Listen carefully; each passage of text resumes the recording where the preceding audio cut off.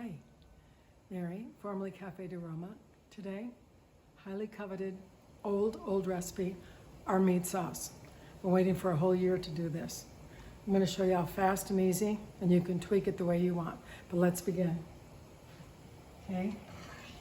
You don't really want to use a stainless steel pot or a cast aluminum. You kind of want to use a brown pot. You can use a stainless steel, but it's going to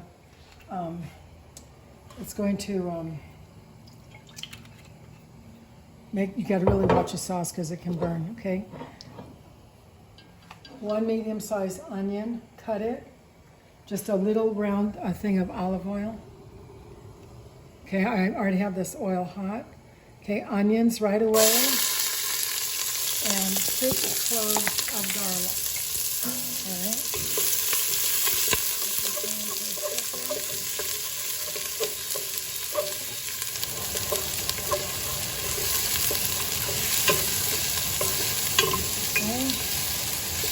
See what it looks like in there. Doesn't have to saute that much because the meat is going to do that. 1 pound of hamburger. You can put half hamburger, half pork. Some people use veal. We've always used hamburger. At the restaurant in Oklahoma, we used 90, 91, 9. And we did that most of the time in Imperial Beach. And then we went to 80. Regular hamburger. We really never put pork in our sauce. It's going to be about 1/4 the amount the size of the pan. So this pan, you want the meat to be 1/4 of it. You can put more or less. Okay. And you're going to braise this now. What I'm going to put in is 1 heaping tablespoon of dried basil. About a 1/2 teaspoon of rosemary. I want to say at least 2 tablespoons of salt. You're going to salt it to as you get closer to the sauce being done. Pepper, whatever you want. Okay, bring this to a braise.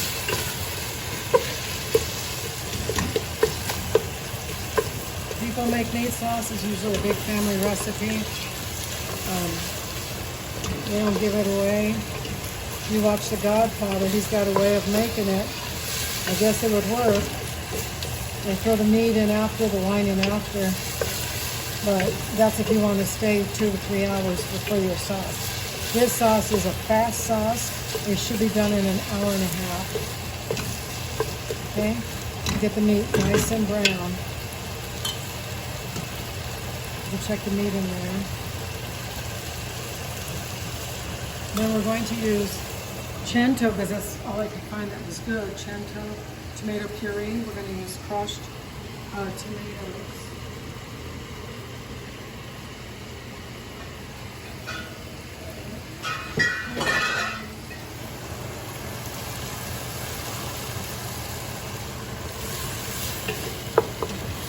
And you see how easy it is. You can make a big batch, a small batch, but you see how this just keeps getting brown.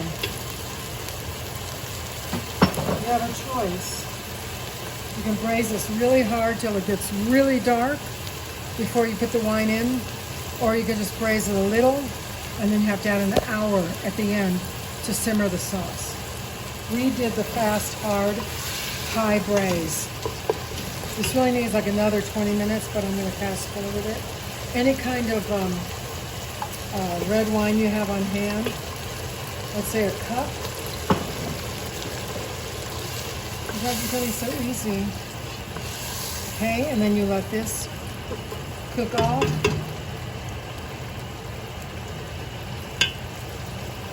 Okay, so if you put enough salt. Yes. Okay.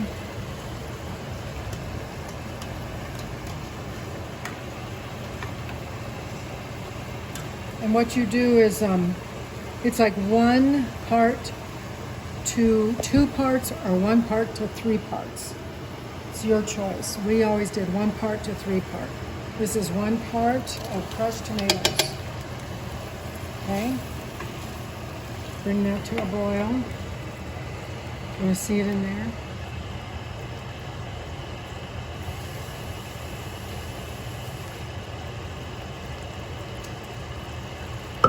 Fast forward about another 10 minutes.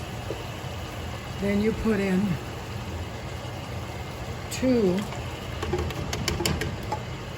actually I'm going to do 3 parts tomato puree. Depending on the brand, some are not as thick as others. See?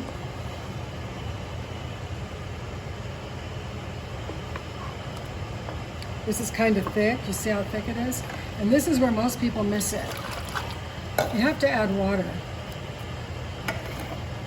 to make it the right consistency. You rinse out the cans.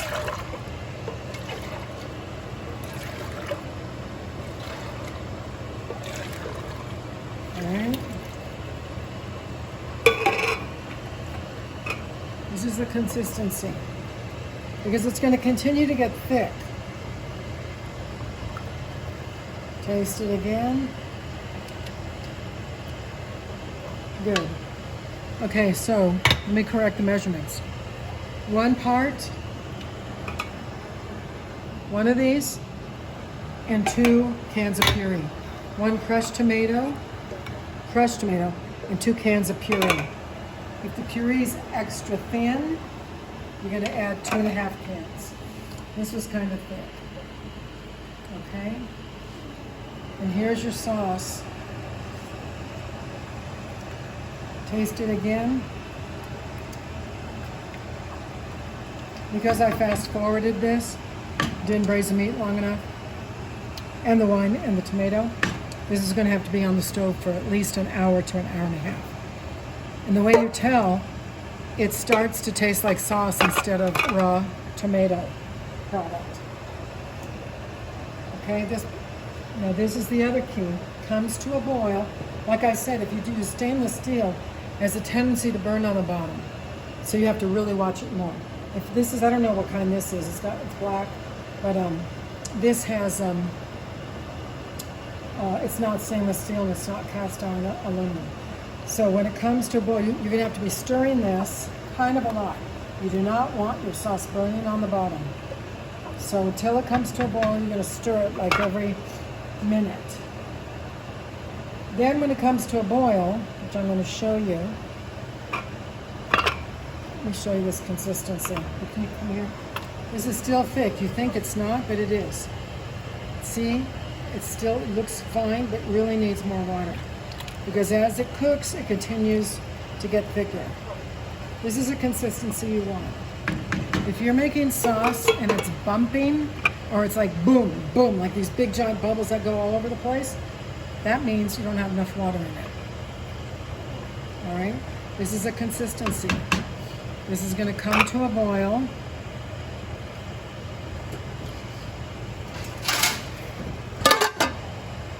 You can cover it when it comes before, as you wait for it to come to a boil. But don't cover the sauce when you're making it, okay? Now, fast forward. It's going to go so fast. Now we fast forward an hour to an hour and a half. The sauce is done. Here's some sauce. Look, had to add water again. Look at the consistency. This was already made. See, it's a little bit thin. This is meat sauce. Like I said again, you could put more meat in it if you want, but it really doesn't need it. Especially if you can do meatballs. I have meatballs here. I already have made ahead of time. Throw them in the water. Throw them in the sauce.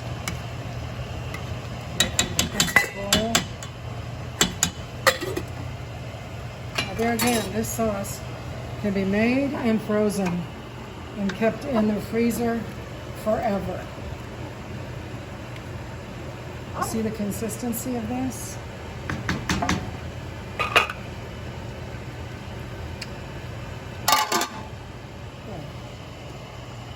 Okay. The moment this comes to a boil, we're going to lower it. I'll show you that.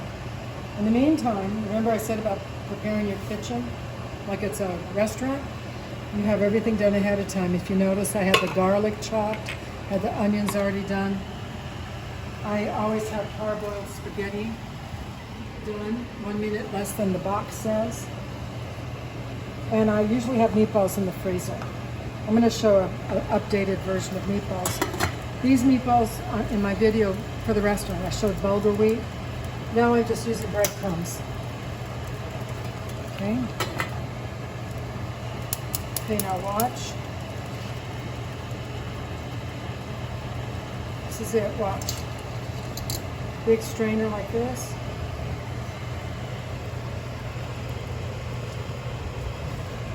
Not even a minute. Oh.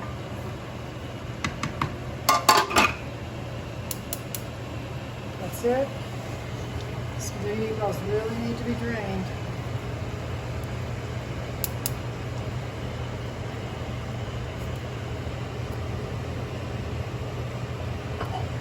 Beautiful plate.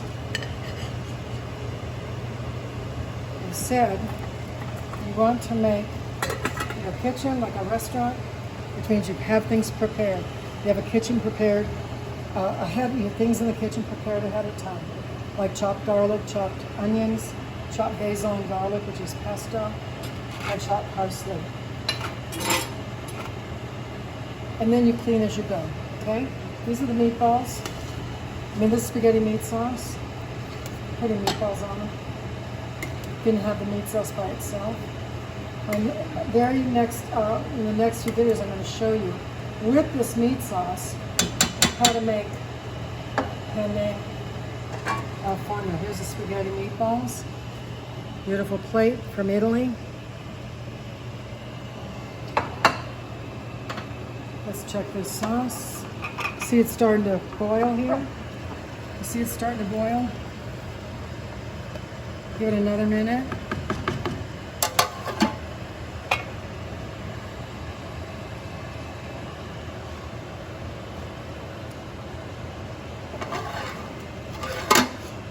And then you want to make your dining room, your dining spot, your favorite go-to place, your favorite date night place, favorite place for you to go to eat. And you do that by having beautiful surroundings, beautiful things that make you happy, that make you feel beautiful. I collect and Italian antiques. I collect Capo Diamante, collect Limoges. I always love the beautiful plates. I love Italian pictures, European stuff I like. Okay, this is coming to a boil. I'm going to show you this. See, this is coming to a boil. And now you lower this. It's got to come to a full boil, and then you lower this. Fast forward 5 minutes, and you lower it so that it's on a high simmer. You still see bubbles, but it's not going crazy. See bubbles here? You see the bubbles here? In here? This is going to simmer because I didn't braise the meat at least an hour, okay? If you braise the meat, it would be done in half an hour. Okay, you guys? Never gave this meat sauce recipe out. Make a lot of people happy. Spaghetti meat sauce. Ciao. God bless you.